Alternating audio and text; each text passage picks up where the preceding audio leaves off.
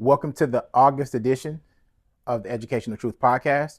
My name is Dr. J.R. Rucker, and I'm here to talk to you about becoming a new teacher, being a new teacher. There are balloons in the background if you're watching the video because we're celebrating. That's right, we're celebrating the beginning of a new school year. So this episode is all about advice to the new teacher.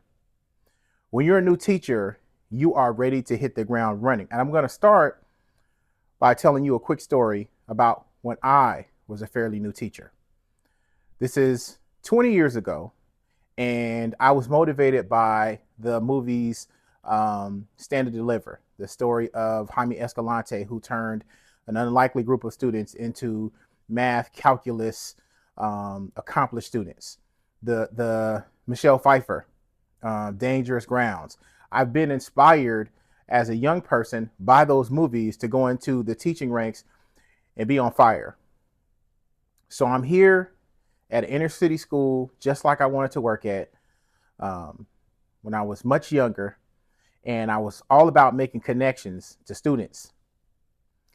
So I had this novel idea. At the time, there was a movement called And One. So it was about blacktop basketball, but it brought the community together. I worked at inner city school. The young people there needed something to get involved with. So I had this bright idea that I would go to Home Depot, get one of my students who was a great artist, shout out Jermaine, and we decided that we were going to host a basketball spring league at my high school. The only problem was I didn't ask the principal's permission. I was so passionate about helping kids, I didn't even understand protocol. I thought I could do it. So, in all of my wisdom at 24, 25, we paint one of the blacktops and we paint the backboard so it mimics the look of the And One movement. We have the tournament that weekend. And when I say so many people came, it was like a beautiful thing, right? I get back to school that Monday and everything's painted back. The district painted over the really the artistic murals we put up. And I'm like, why did they repaint it? It was beautiful. You see, as a new teacher, I didn't understand that our blacktops were needed by our PE department. I didn't understand that I needed to get approval from my principal, and possibly even the principal needed to get approval from risk management. I didn't understand all those things. So I want to share this with you, or share this with someone who is a new teacher. There are 5 pieces of advice that I'd like you to know. Number 1, I want you to slow down, listen, and pay attention. So I know that what you are bringing to the field of education, no one has ever brought. I know your ideas and your passion are fresh out of the classroom, and I know that you really want to help young people. But I want you to go into this new position with vigor and excitement, but slow down. Your most important job is to get down the basics of instruction, running your classroom, making communications with student parents, and ultimately classroom management. Now, you might be super talented at as a new teacher, and you might have it all under wraps. So the next piece I would tell you to do is to listen. Listen to the veteran teachers that are on staff. They may be able to help you along the way. And maybe the instructional piece is something that'll naturally come to you, but there are a lot of different nuances to being a school site teacher that go beyond your instruction. So you have to make sure that you understand that it's extremely important to listen. And then look around.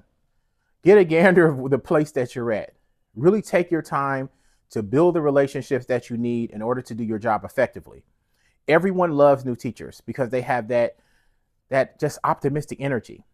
But you don't want to be the new teacher. You don't want to be me being overzealous and getting involved with things that you really weren't ready for or you didn't understand protocol.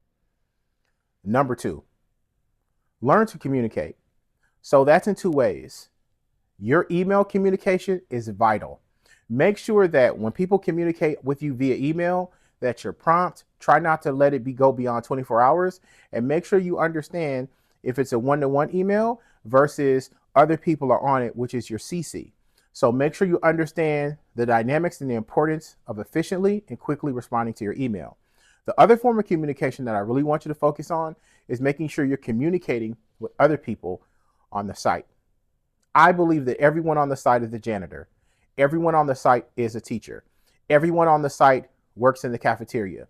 If you have that type of mindset where everyone pitches in to help students, you won't have any hangups getting to know all of your staff members, whether it's certificated or classified. Make sure that you build relationships. And as a new teacher, your communication should be you're open to talk to everyone. Do not get caught up in the cliques and the different politics that take place on campus as a new teacher. That is a whole different episode. All right, number 3.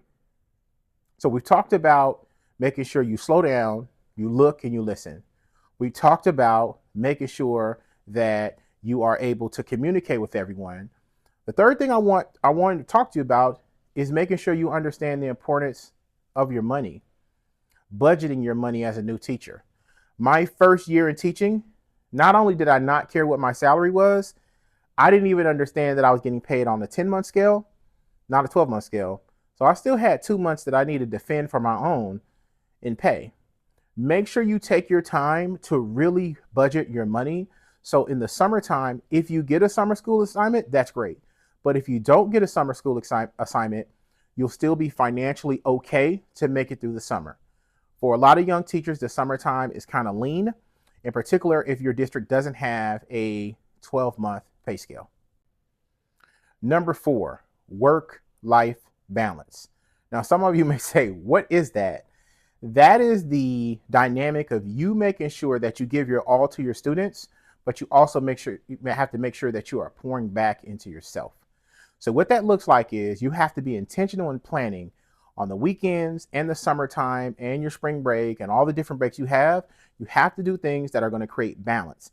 So if you are under a lot of pressure, or you giving your all to your classroom endeavors, you have to also make sure you give your all to your work-life balance. So there are going to be times, yes, you're going to go home and you're going to grade papers and you're going to watch a movie and go to sleep. But there are also going to be times where you have to be intentional to go visit that amusement park, go take that hike, go do things that are just as forceful in the positivity of your life as the force of the stress, the pressure, the demand for you to make sure your children are moving forward academically in your classroom.